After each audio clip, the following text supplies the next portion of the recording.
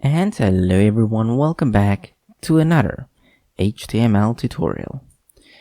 So this tutorial will be a little bit difficult to make because usually when we talk about classes and IDs, we usually talk about them inside of CSS.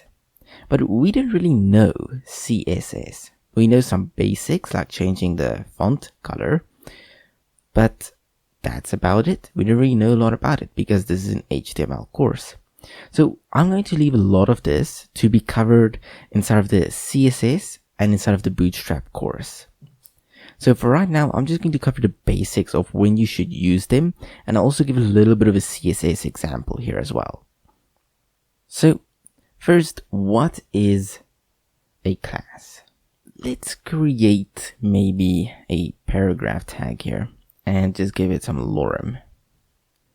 Now here I'm going to say class is equal to important text. Now, it doesn't do anything to your code or to what the user sees.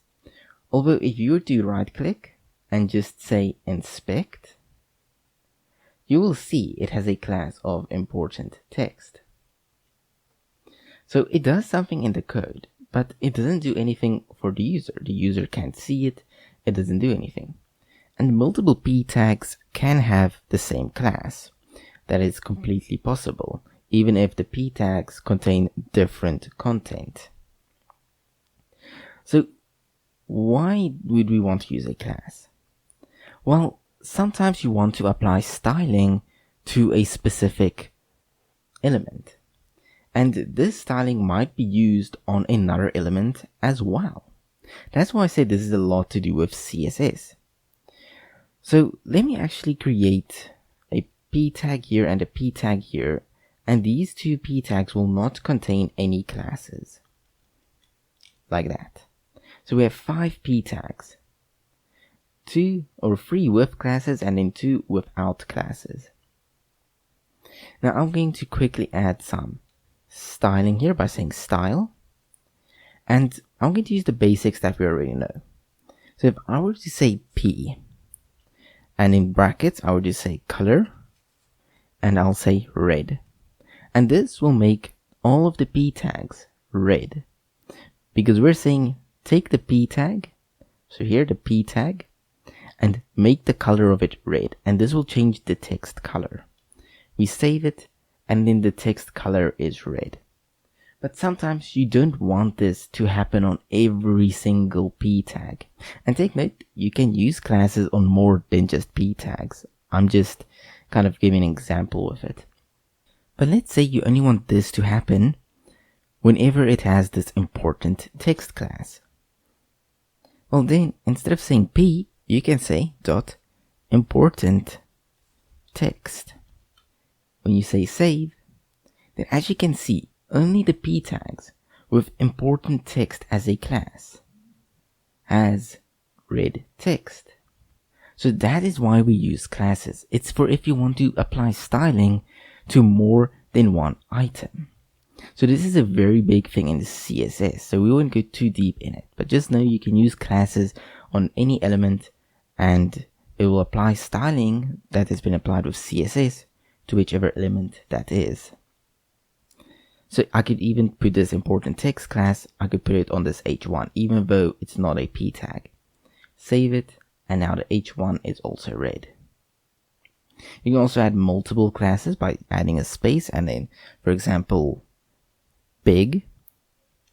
Let me just make that a b. And then if you go here and say dot big, then here you can say font size, which will change the font size. And let's say 99 px for pixels. Now you'll have a big text wherever it has this big. If I were to remove that big and put it here, then now this will be big. So that's classes. We're not going to dive any deeper because this isn't the CSS course. Cool. Now let me remove all of these p tags. Now next up we have the ID attribute.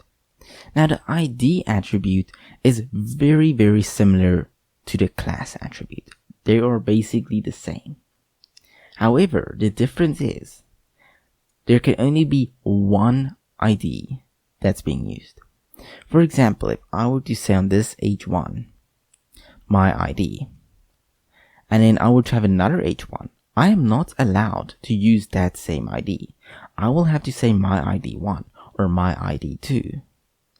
Same for if I had a P tag and not an H1 tag, so P. Then I'll have to say ID3 or change this to something else, like para for paragraph. So that's the main difference. They do the same thing.